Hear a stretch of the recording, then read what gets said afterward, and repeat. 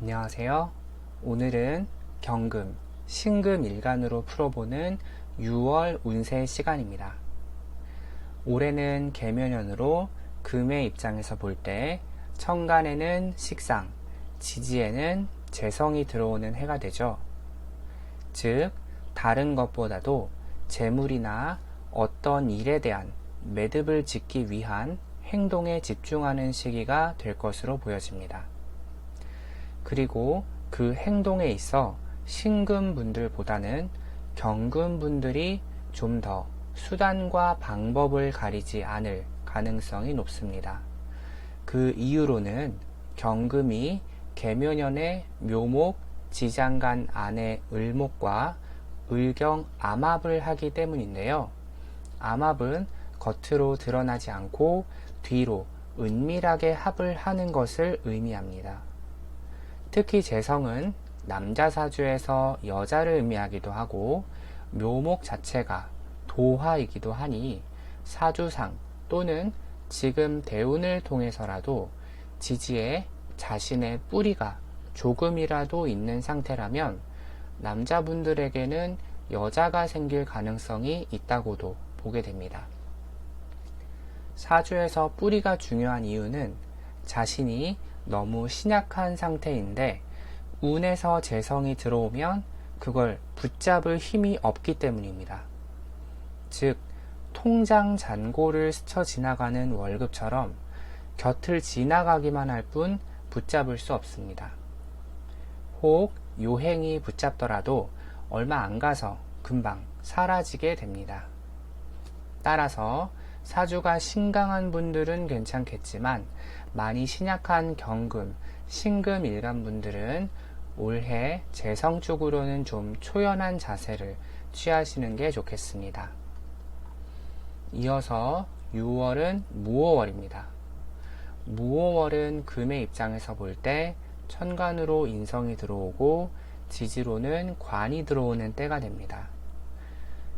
제 생각으로는 이 형태가 좋게 작용한다면 자신이 결실을 내거나 재물을 모으는데 아이디어나 계약적인 부분에서 섬세하게 조력해줄 사람이나 단체가 나타날 수 있고, 그게 여자와 관련된 쪽으로 작용한다면 그런 자리를 주선해주는 사람이 나타난다고도 볼 수 있겠습니다.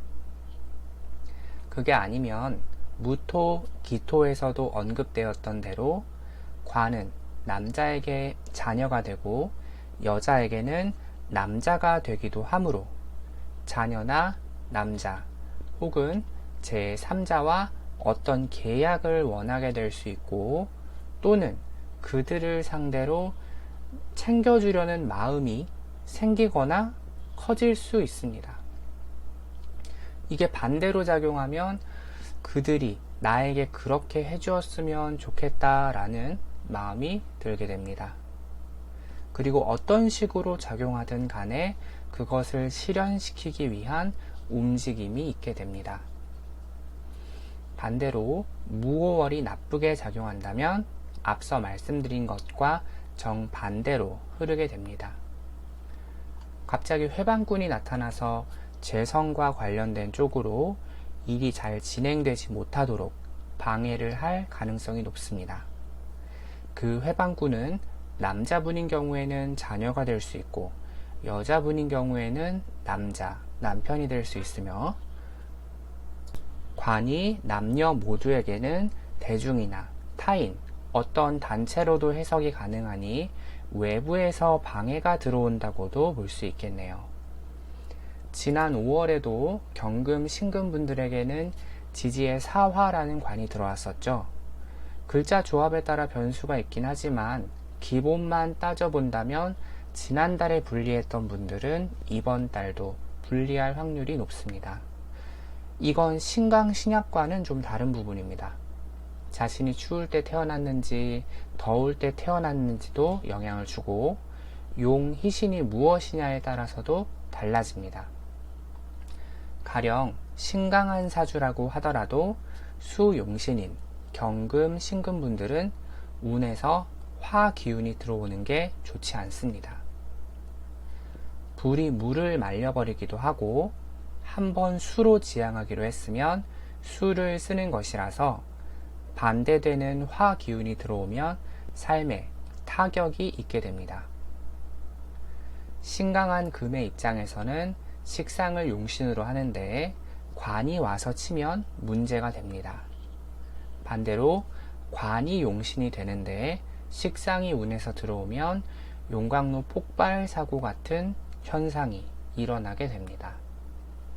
그래도 월운 정도에서 들어오는 것은 그리 세게 들어오는 게 아니라서 자신이 지금 대운에 세운까지 최악인 게 아니라면 너무 신경 쓰실 필요는 없습니다.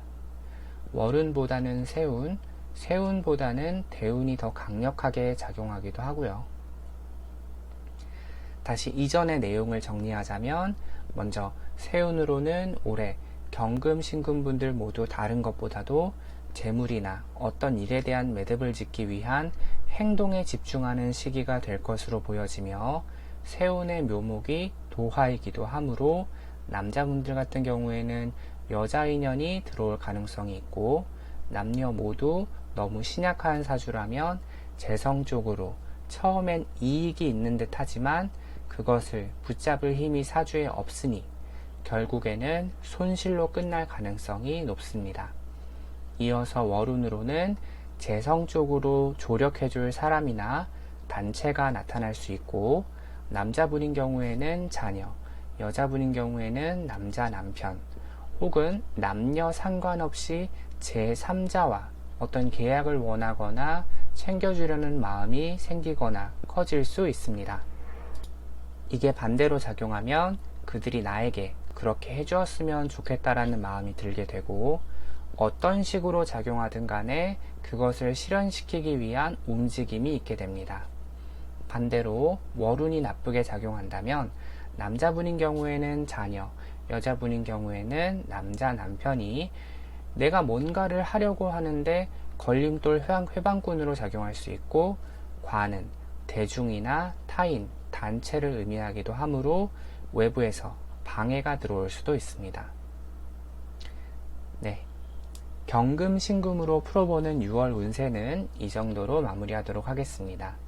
사주가 인생을 다루는 것이라 그런지는 몰라도 분명 형식은 있는데 이렇게 해석에 대한 자유도가 많이 높습니다. 사주를 잘 본다는 것은 이런 추상적인 단서들을 종합하여 각자 처한 상황에 맞게 가장 가능성이 높은 경우의 수를 짚어내는 것이겠죠.